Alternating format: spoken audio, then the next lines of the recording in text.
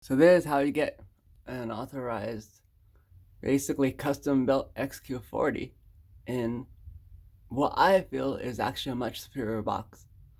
The XQ40s were essential to shift to the new baffle total system design philosophy, where the entire baffle itself is meant to be used as acoustic elements so that the whole entire thing from the front, I mean, it almost seems like they're using like feng shui or something for like the idea of modeling the entire baffle, almost as if it's like a little micro irrigation or aerodynamic irrigation system, because the baffle itself sings in harmonics that are actually meant to be proportional to the way that the sound needs to travel. And all along, their electronics have they've been taking this more austere approach at electronics, and instead they've been putting all their work actually into cabinet, baffle, and driver design. And that's one of the main reasons why they went square. I mean, Andrew Jones may just say that it's because it's cheaper to do, but I'm going to give him the benefit of the doubt and say that it's for the same reason as for the LS50. When you create it with the standard of a mono speaker being, you know, on axis, the baffle being rounded backward, so it'd be as out of the way as possible, fully rounded edges, no baffle diffraction at all. So all you're hearing is really the driver. And the driver itself had a custom element. They actually reduced that custom element. You can see it here. See how there's that flare and then the flat outer rim? If you compare the teal style unit, they're not called uniQs, the teal style coincident drivers, you could basically draw a continuity of the same angle of this outer rim, but they had the fat tweeters, very proud, giant 1-inch tweeters in the middle, and those were extended out to pretty much as if you were to do a inversion of this horn, which actually makes a lot of sense if you think about it, because this tweeter here has the tangent waveguide, and that is meant to cause even dispersion of the whole entire dome, which then reflects off of the horn. And then what you get there when you get, two billow balls bouncing against each other is you end up getting a mirrored reflection, essentially. So what the dome and the dome plus the flare equals basically the same dispersion pattern as if they had a gigantic dome. And then that would just skip. And then it would be a single point design. You'd hear, from the flattened dome, bare as far as the teal was concerned. But in this case, a lot more refined, because you have basically a waveguide, horn, another waveguide, horn, and then you have this kind of tweeter throwaway zone where the tweeter would actually just shoot right into the surround. And so the rest of the actual driver is just a 4-inch mid driver. Sorry, bandpass mid driver. So it would do what the tweeter would pass off onto it as seamlessly as possible, almost as if it was a secondary harmonics of the tweeter itself. And that was the goal. And then from there, the design of the woofer itself is actually carefully mirrored. You can see the flare here and the flare here, and obviously the bullet, the dispersion pattern flare. It's not a long throw driver. It's actually specifically like designed after the mid throw or the mid to be as tonal as possible. These weren't really designed as much to be bassy and rumbly as much as they are designed to be taut and tonal. And so they're designed with a very similar, obviously the same size, but also very similar dispersion pattern. But most important key here is voicing, so that it worked as if it was one single dispersion pattern as far as on the horizontal axis. And as I was saying, the key here, this is actually a titanium driver. It's about 90% titanium, but behind the titanium is actually a layer of poly. And the reason why there's a layer of poly is because of this very, very specific contour. This contour is actually so much more specific as you would actually need to get it done pretty much perfect per driver. And poly is just much easier to get done. And then from there on, you could just coat it in titanium and work it up until you get the voicing you need. And what's really neat about that approach is you can actually change your voicing. Whereas if you were to take stamped titanium or stamped alu mag, you couldn't actually change the voicing much, right? You couldn't really just like add paint to it. That would definitely add weird nodes and stuff. But with this approach, they could.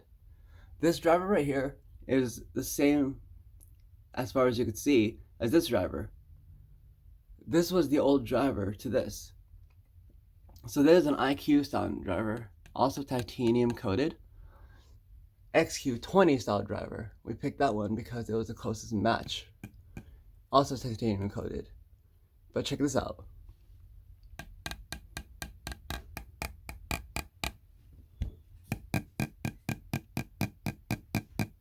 Hear the difference?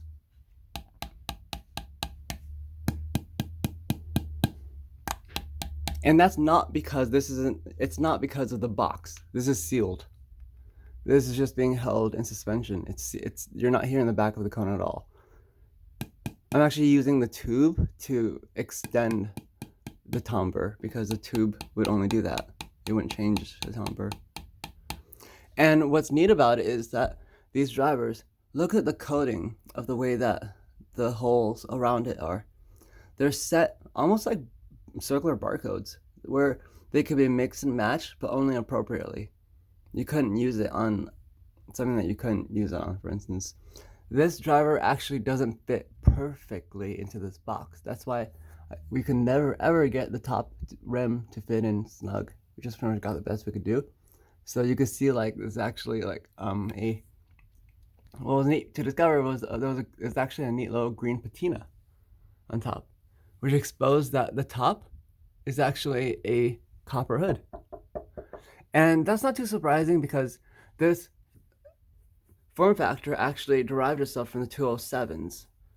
Like the first reference 207s with the pods on top, and those require that the top be copper because if you want the top to have your main core technology voicing itself, belting itself out, like the mid-range and the highs and all the spatial cues, and basically what like the core technology would be. You want it to have a stable foundation, and you want it to have send no resonant harmonics that could possibly interfere with anything else downwind, right? And so they also did the typical, phi proportions where this seal chamber, this seal chamber, this seal chamber, this to this is to this to this, and it's about 1.6. So that any sound from this chamber couldn't actually create any standing waves downward.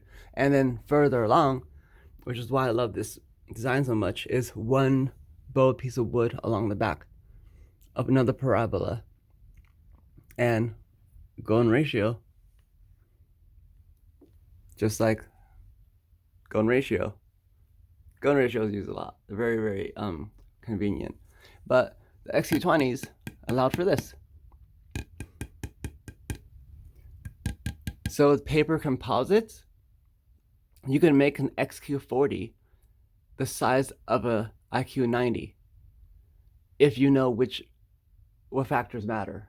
If you were just to use the typical XQ40 drivers, they wouldn't be pitch correct. And if you use the standard IQ90 drivers, they also wouldn't be pitch correct. See that?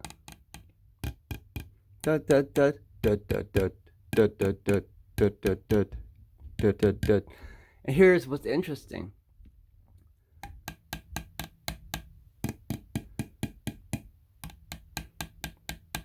The middle driver, you see this outer rim right here?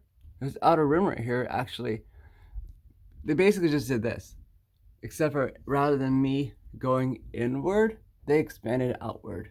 So the new LS50, for instance, and everything pretty much past the 30X series, like this has a recessed driver and no longer has the outer rim.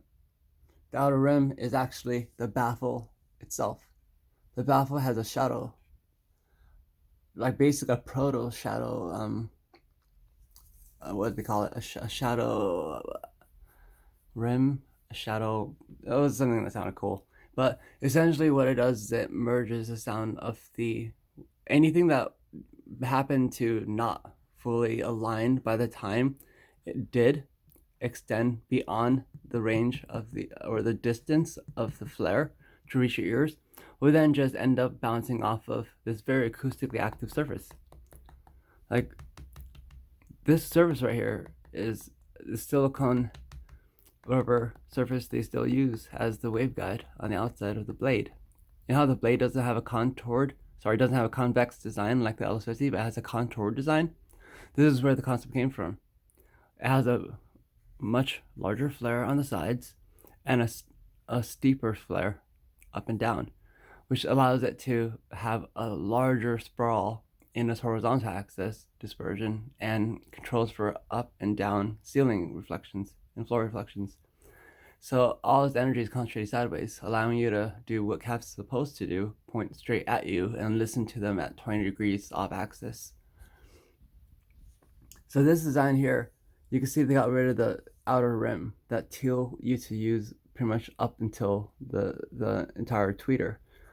What CAF do is they use it instead. They use the inner part as a horn, or a wave, actually more like a waveguide is what it is. I mean, all horns are waveguides, right?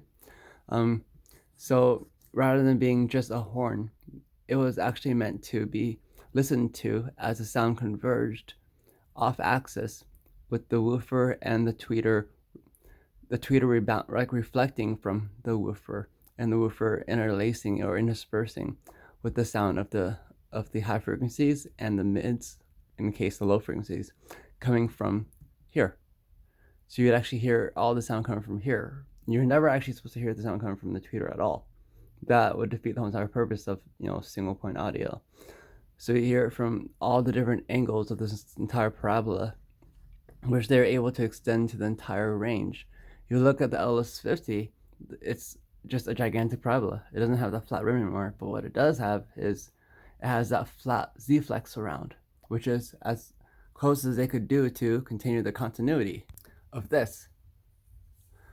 This right here is a compressed, this became the Z-flex. Rather than using space and the tweeter just kind of like, skipping anything that, having kind of like a gutter ball or a throwaway zone, they actually made it fully active by having it so that this became the surround. It functioned also as a waveguide, but the key was rather than having the entire outer rim here just piston, the outer rim was able to be shortened into an acoustic. It's actually the same silicone rubber material that was used for the waveguide. That really acoustic stuff that happens to sound right. Its resonant frequencies are actually right at the same resonant frequencies as between 2 and 5. So it would be like a very, very, it smoothens the sound of the brightness region very, very well, and combines the sound of the high frequency and low frequency very well. So by bounding the outer rim, shortening this, and then making it into its own separate waveguide, no matter how far this thing pistons in and out, there would always be a reliable bounded outer region. So no matter what, the tweeter and the mids would always hit the Z-flex around, and then upon delivery of the woofer pistoning out, you hear the high frequencies and the low frequencies coming from the outer Z-flex versus just using the outer rim. And that was the key to their evolution. And what's neat about this design is that it's the same design they actually ended up using when they created the center speaker. When they made the center speaker, they often use pretty much the casual market as a way of just testing things. And what's cool about it is that you get a lot of parts from that, and also see where the direction of the design goes. Because the question is, who cares about the center? You should, pretty much. But the tone here may not match this. So that's brighter. This is 1/5 above this. Da, da, da, da, da, da, da. But watch this. This is actually a smaller a smaller paper composite driver, but tonally, they actually managed to get it to match with this.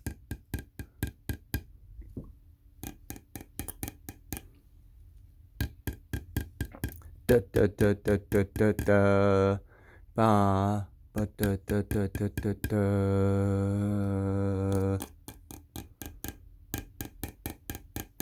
da da. This might be a C, is it? So in a perfect world, this would have no actual resonant frequency, which is why I'm actually using this hollow tube to actually help draw out the sound of the pitch. Because, a hollow tube, that's what it does, right? It just extends the pitch or the timbre of the surface that you're hitting. See, this is way higher pitched to the point where I can't really even take a reading. I can't even hear the tone at all because it's too hard. But these are matched. These are matched. And that is not matched. And that's how they basically managed to make different drivers that look so similar. And it's very tempting to just kind of put things together as far as but they make it also very hard because you have to have serial numbers and everything. So you kind of have to have some kind of interconnect between you and them. And if it helps if you know somebody that could, that does audio, like for like shipping and stuff like that, and they order a lot of repair parts and stuff, because then you could actually get the proper tuned woofer.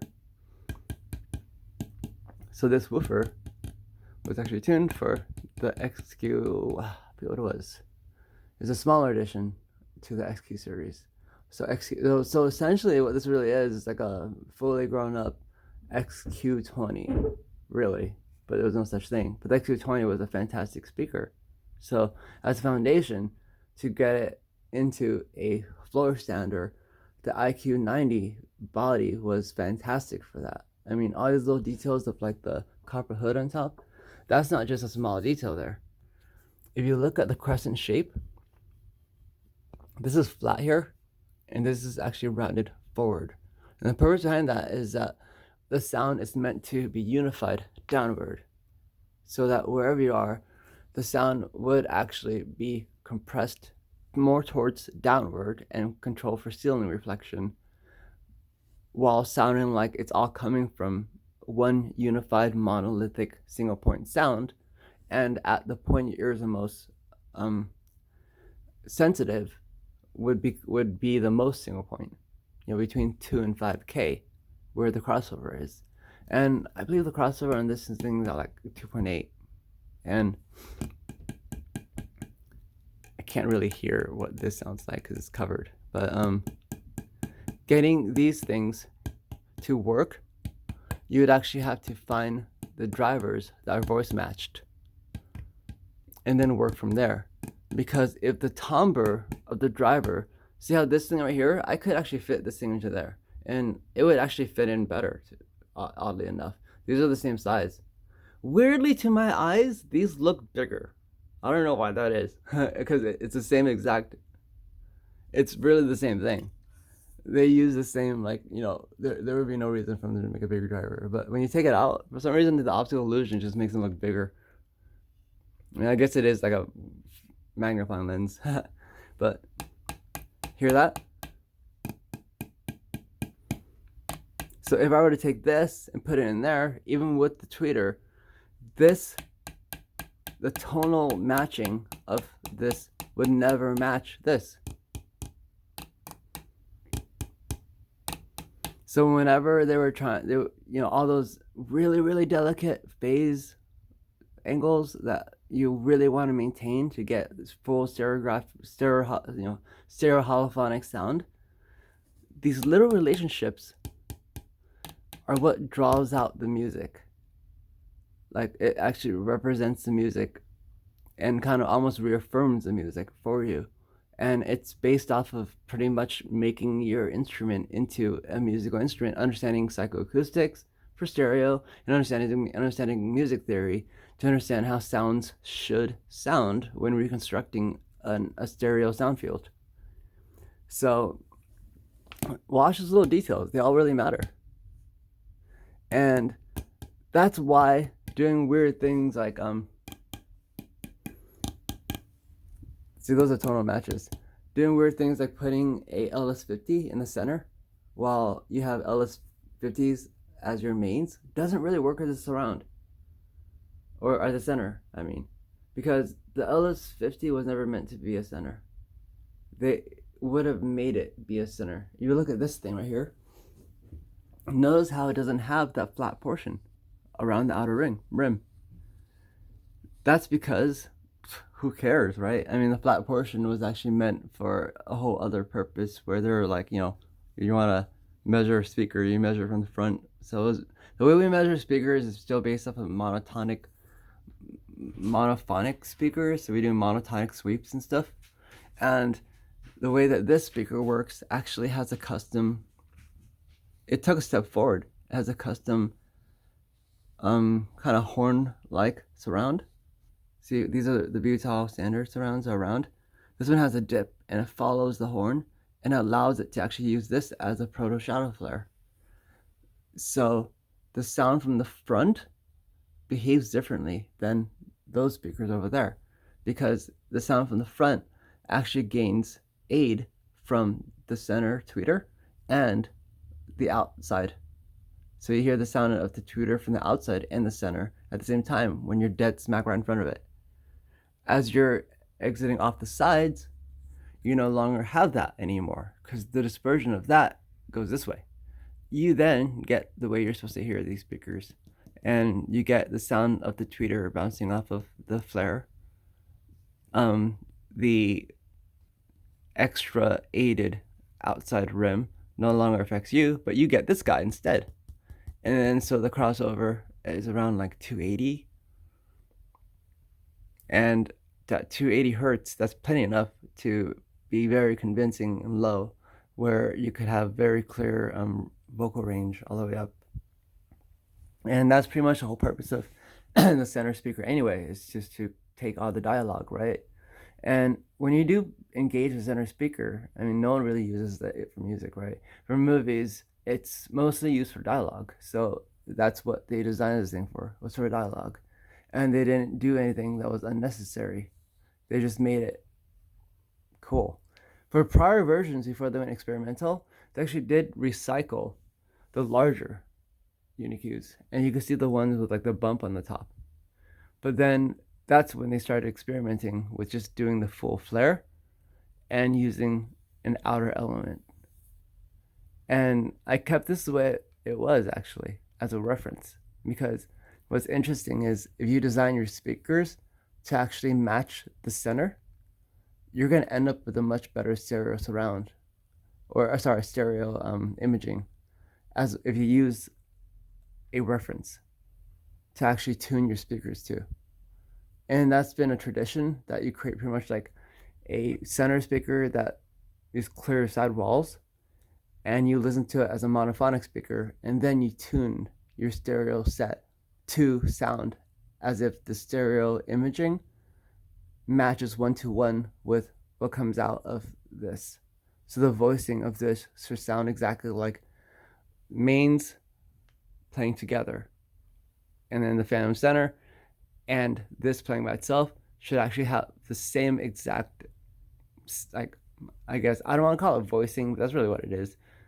And plus, it's a really rad design. I love the design of this speaker. It's really dramatic shots. And it continues that tradition of like the bowed wood in 20 degrees. So that this 20-degree pattern that they were going for seems like it's echoes of the 20-degree separation in the cross microarray and keeping that consistent.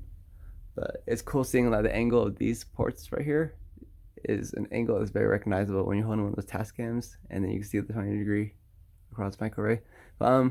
Yeah, so to tune the mains to sound like the center was how we actually got the XQ hybrid, where we got the XQ drivers and the crossover fit into an IQ90 box, which is really cool because the IQ90 box is this freaking big and it's huge, it's square. So it just didn't work because there's a projection wall and the wall actually ends right here. And it would have actually obstructed the wall. And the way that these are actually, up against the side walls required us to tilt them in a little bit. And the clearance of the back of this being a bowed piece of wood allowed for us to steer it inward, tow it inward a little bit. And it's like now parallel with the side wall. Whereas if it was the XQ style bodies, it would clip because it's square. It would actually, literally hit the wall. It's also raked up at a very specific frequency. Like we just kind of just very carefully tuned it so that the raking would all fit seamlessly with all the different speakers. So rakings, when you tow the speakers backwards a little bit. So they're aimed basically about 6 inches behind my head as far as the way they're towed. 6 to 8 inches, something like that. And then as far as upward, they're aimed so that it's impossible for me to hear the tweeter directly head on. If I'm sitting down, I always see this as what's pointing at me.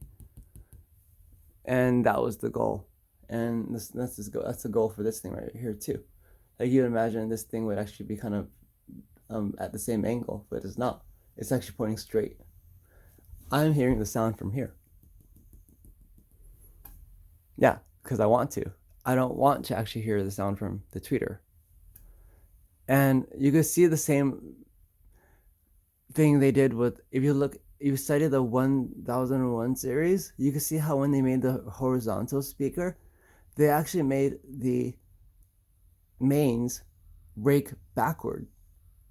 Pretty much the same degrees as this. It ended up being a coincidence, I swear. I wasn't copying the design of the 101s. But the horizontal configured larger center for the 1001s point straight, whereas the mains are raked backward and point up. And this is pretty much what I ended up achieving by pretty much accident. But in doing so, it was kind of neat just seeing how, like, if you were to do the same thing, if you're tuning your speakers, you pretty much end up achieving the same results as they do. Like when they made their center speaker and they decided to have that so that their center would be, more bassious, it's bigger, but they also took the critical step of not having it rake up at the same angle as their main speakers, but to have it pointing forward. And they also put it sideways so that it'd have a steeper drop off left and right, but it would actually sound taller. So when you're listening to it as, for movies or something like that, then it would actually make the whole soundstage sound taller, but the crossover for the center to the mains ends up sounding more seamless than if it was all symmetrical. Because you can't have it all symmetrical because it just isn't symmetrical. When you're watching a movie, about at least 66% of the audio comes from the center.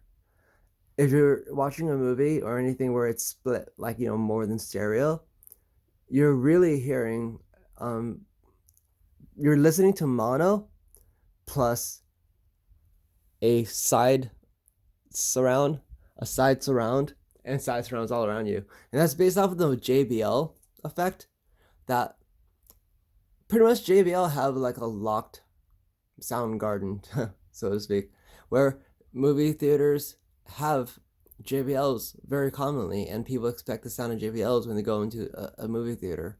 And so when they buy speakers for a home, they want their sounds to sound similar to a movie theater or to a stadium or other places where JBLs are very common, right? Like you can still see DJ boxes that actually have the JBL bow tie. That's how much they define the sound of quote live, but by live they mean live events, live artificial sound, I guess I'll call it. Yeah, so when they reduced that and sold it to homes, they just kind of took the same sound and scaled it down to the average home, and it sounded very much like the live event. But live sound isn't the same thing as a live event. So a JBL in the center and JBL on the sides, that's pretty much what would work for a home theater setup, as far as like if you're doing a 5.1 split, 5.1 Atmos, or anything above that. Because anything above that, you really got to think about it as if you're listening to a mono speaker with a surround there, and everything else is a surround. And those just aid with effects and stuff. And you'll notice that when you watch the movies, that like everything pretty much comes from the middle. And for music, it actually works invertedly. For music, everything comes from the mains. So they're tested completely differently. And the way that they configured the speakers were to make it so that it would work for both. That you could listen to music and it'll reinforce the actual harmonics of the music and make it actually sound better. There's actually a lot of production techniques that were actually used during this era, which is pretty much like early aughts, late 90s, early aughts, that era, right before they switched into getting rid of this outer flare altogether and started using like the full baffle as a sound, as external auxiliary sound elements. They were actually extremely careful with the way that they actually modeled their sound for when it was to be used as a home theater setup versus mains for music, because these things still rock for listening to anything, as far as like even CDs or listening to like vinyl or tape if you wanted to. They still have to be tuned for that. But at the time these things were being sold, there was also the hype of home theater, so they had to tune it so that the center would actually also match for home theater as well, so that when they do activate this, it wouldn't sound weird. It would actually mesh with the three altogether. The LS50, placing the LS50 in the center isn't actually the best thing to do. Those things were not designed for being a center, but you can tune them. Kind of, it's gonna be kind of hard. I would rake them up at least 20 degrees. But just try. I'm gonna attach a video after this, but just try switching between like mono and stereo, and you'll hear the difference. Listening to a LS50 dead on versus two LS50s in stereo don't equal the same sound at all. So you're gonna get a big breaking sound, and unless you're like up close, having them all aimed at you isn't gonna really sound very good either, and that would destroy the whole entire point of single point audio. The whole entire single point audio, what they're going for was that you could sit anywhere in the room, right, and it'll sound great. You won't have any comb filtering issues or anything like that, and the voicing will sound the same, and the timing would sound the same, and basically the holophonics will be consistent. You throw a center like the LS50, which was never designed to be a center but was just another main, it's not gonna work the way that you expect it to. That's treating it like it's a JBL, where it's an inverted model, where the LS50 was the basis to be cloned for all other speakers. This is the other way around, where the mains are based off of the center design, and the voicing has to actually match so that when they are all activated, it creates a seamless sound band. And then all the while, when you do listen to the mains by themselves, they're pretty much impossible to measure. They actually have these very interesting acoustic principles, like the way these are actually electronically in parallel, but they always fall out of sync because of the phi thing. So this plays about 10 hertz lower, and it always sounds as if it's pretty much about, say, about 80 milliseconds behind these. And it gives it this bloom that was very cool sounding, especially during like the grunge or dream pop or shoegazer sound. And I still consider these pretty much like classics as far as when you want to listen to like classic music post that age basically ended with like once we started doing samples, just pure samples based off of samples. And the LS50 and the metas are pretty much almost the perfect way of hearing the difference between the two styles. One is based off of reproducing the original LS35As, which were meant and ear tuned to sound as much like a cello or a human voice as possible. Its reference was real life. The LS50 metas are no longer trying to reference real life. If you look at the curve, the only similarities you'll find is that the box has the same characteristics, of course, right? But if you compare the LS50s and the LS35As, you actually find you draw lines literally that the voicing between the LS35As and the LS50s are actually smack dab 1-to-1. And it's amazing they're able to do that. That's much, much harder than just making a flat speaker. I mean, for a CAF, they could just do that with autocorrect. They were the pioneers of computer-aided design and have all the resources they need to do computer-aided design and make a flat speaker if they wanted to.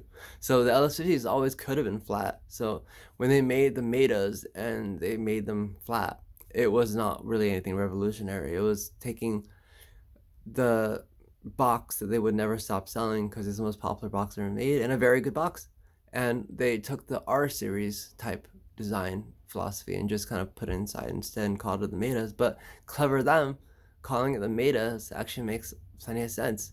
Whereas LS50s would capture the sound of music, the sound of vintage audio, especially the sound of a real cello, the sound of like the pedals on an organ versus a bass. Like, did you know the Doors don't have a bassist? They just have an organist.